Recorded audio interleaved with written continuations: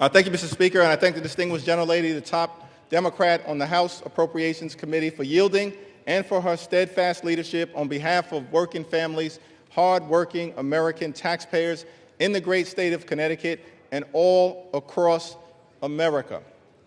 Mr. Speaker, I rise today in strong opposition to this woefully inadequate spending bill that fails to decisively address the Republican health care crisis and fails to extend the Affordable Care Act tax credits for tens of millions of Americans.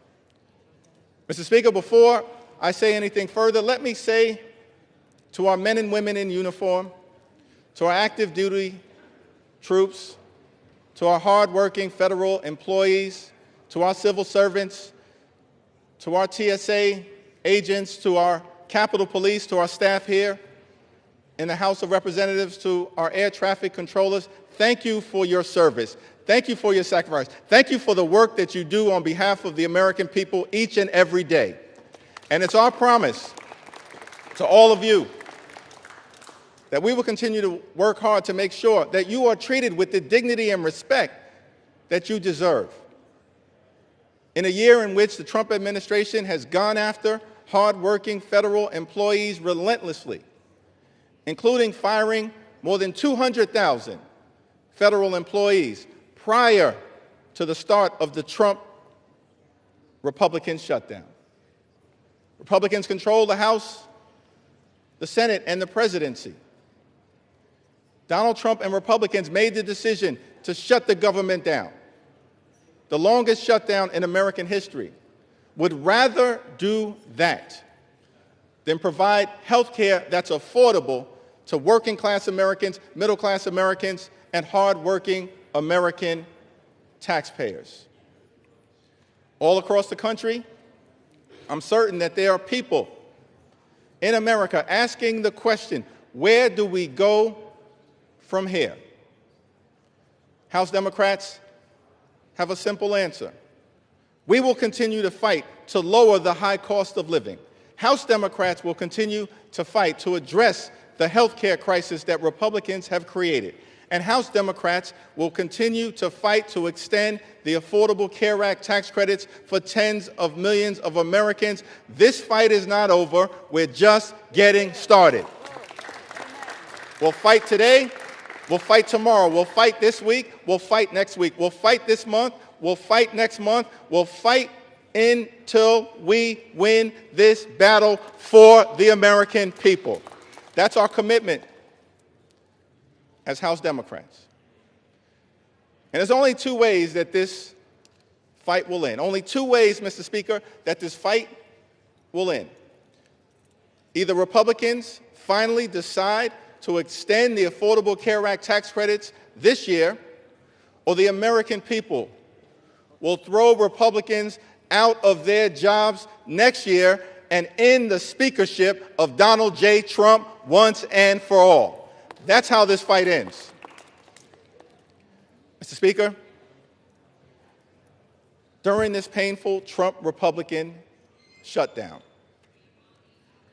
what we've seen is two different philosophies in terms of how to govern for the American people. The Democratic Party philosophy is clear. We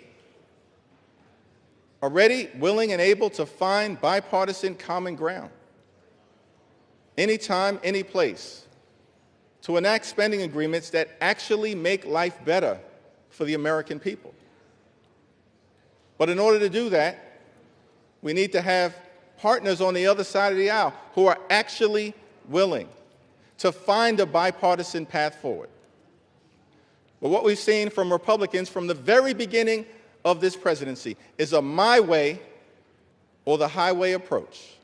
That's been the Republican philosophy. Jam your extremism down the throats of the American people.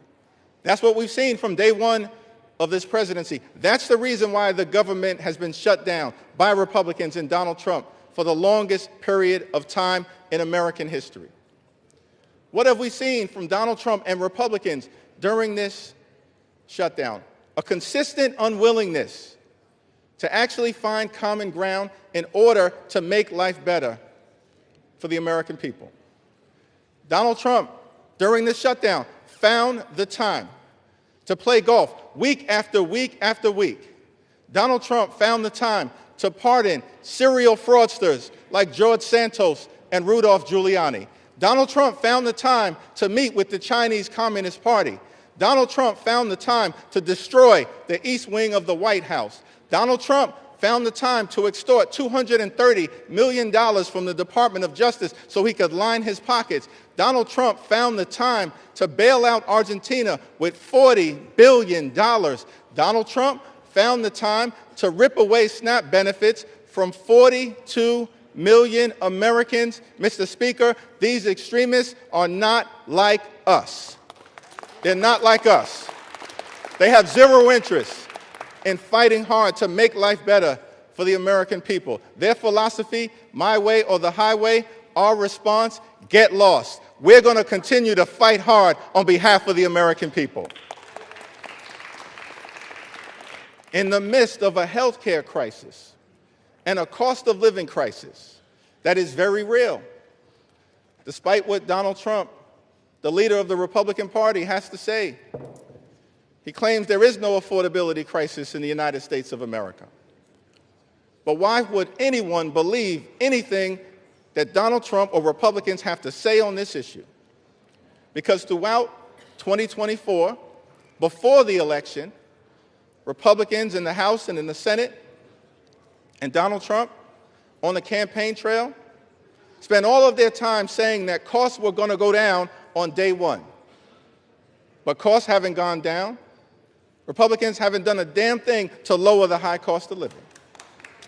Costs haven't gone down in this country. Costs have gone up. Inflation is on the way up. Housing costs, out of control.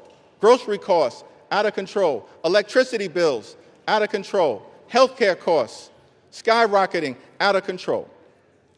And in the midst of this affordability crisis, seeing this, Democrats said, we've got to fight to make sure that we extend the Affordable Care Act tax credits so that tens of millions of people, working class folks, middle class folks, people in rural America, working class America, small town America, the heartland of America, black and brown communities all throughout America, don't experience premium increases that in some cases will go up by $1,000 or $2,000 per year.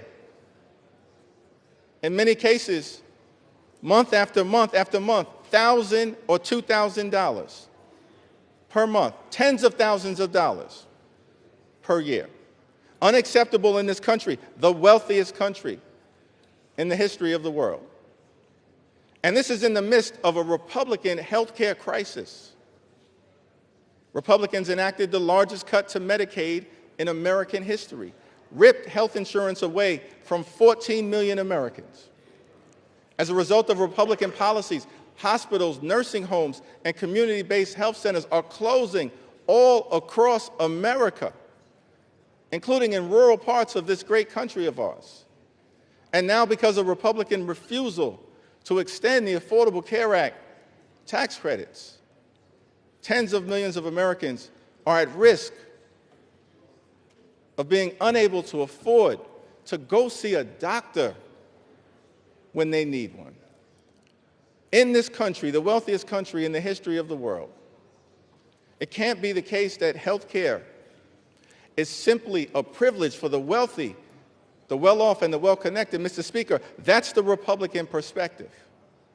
We believe as Democrats that health care has to be a right, and a right that's affordable and available to every single American in the United States. That's what this fight is all about. And that's what the fight will continue to be about as we move forward. Many of my Republican colleagues have suggested that they want to deal with the health care affordability issue, that they want to address the Republican health care crisis that's devastating people all across this country. Well, we have an opportunity for you to do so. There's a discharge petition connected to legislation that House Democrats have introduced to extend the Affordable Care Act tax credits for 3 years, because we believe that working class Americans, middle class Americans, and everyday Americans deserve the same level of certainty that Republicans always provide to the wealthy, the well-off, and their well-connected donors. Working class Americans deserve that level of certainty. So join us in extending the Affordable Care Act tax credits. It's not too late. We're in the midst of open enrollment, but the tax credits expire on December 31st. And we will stay on this issue until we get this issue resolved for everyday Americans. Mr. Speaker, as I close, I've had the opportunity, as many of us do, to serve in the United States Congress with legendary figures, too numerous to mention. Legendary members, of course, Speaker Emerita Nancy Pelosi, Steny Hoyer, the great Jim Clyburn, Maxine Waters, Elijah Cummings, Charlie Rangel, our own Marcy Kaptur, the longest-serving woman in the history of the United States House of Representatives. We've all had the opportunity to serve with legendary members, John Dingell, too numerous to mention. But one can't call that roll without calling the name of the great John Lewis.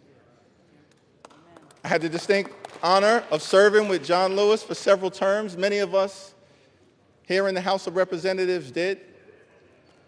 I'll never forget, on my first day in the Congress, I had the opportunity to meet John Lewis for the first time in person. And he called me over to see him on the House floor, and he just asked me a simple question. He said, "Are you the new guy?" And I said, "Yes, sir, Mr. Lewis, I am." And he said, "Well, we're colleagues now. You don't have to call me Mr. Lewis. You can call me John." I said, "Yes, sir, Mr. Lewis, I understand." And then he said to me, "You're from Brooklyn, right?"